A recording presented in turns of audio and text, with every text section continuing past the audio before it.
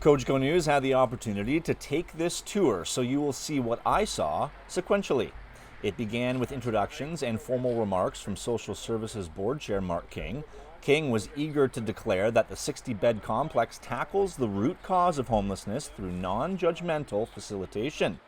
Upon the conclusion of King's opening remarks, the tour was off and it began in the low barrier shelter.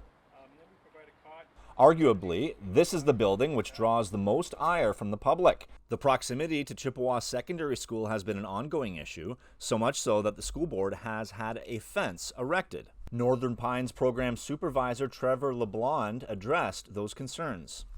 They're very compassionate people next door, the students, and they understand that, that every community has issues when it comes to the homelessness and mental health and addiction, right? So they're very compassionate next door, wanting to work with us. We work with them on a regular basis. So, to say that there's not any issues ever would be a lie, but we do our best and they work with us to mitigate things as much as possible. LeBlond provided some statistics. Since April 2023, there have been nearly 500 unique individuals visit the low barrier shelter. Those 500 people have combined for approximately 10,000 intakes. The tour then moved to the lower level of the Northern Pines building, which is on the same property as the shelter. Enter Paul Heinrich. The North Bay Regional Health Center CEO delved into the ACT team and what they offer, ACT being assertive community treatment. That will be offered here. It's a whole team that wraps around people that are managing their recovery journey, and that could be anything from Ontario Review Board forensic patients that are reintegrating to other people that have ongoing persistent serious mental illness. And then rapid access addictions medicine will stabilize clients with addiction concern, and once they're stabilized, then we hook them up to other services in the community. We then climbed a couple floors to a common area where programming is offered. Perhaps the biggest impact of today's tour at Northern Pines was the chance to meet client Jamie McDonald.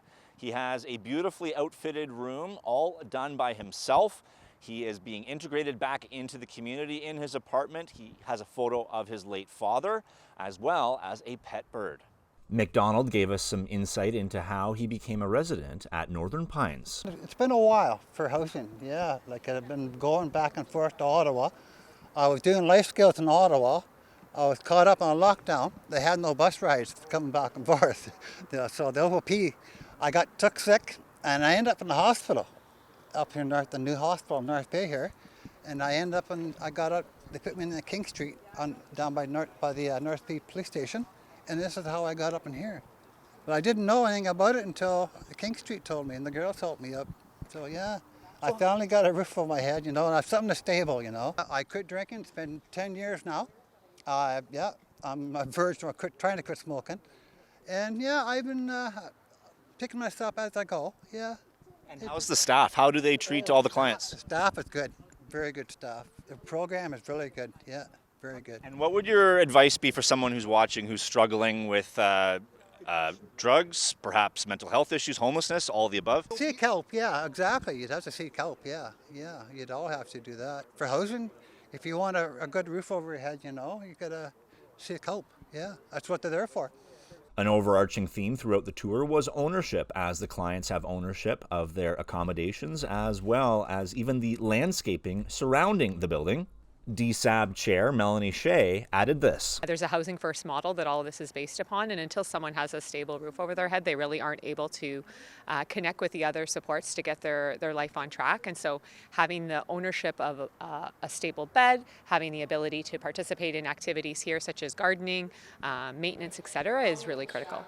That concludes the Northern Pines tour for this broadcast day. Stay tuned to Cogeco News, because in the coming days we'll head to the backyard of the facility and feature a story with Clean Green Beautiful and Eagle Tree Service.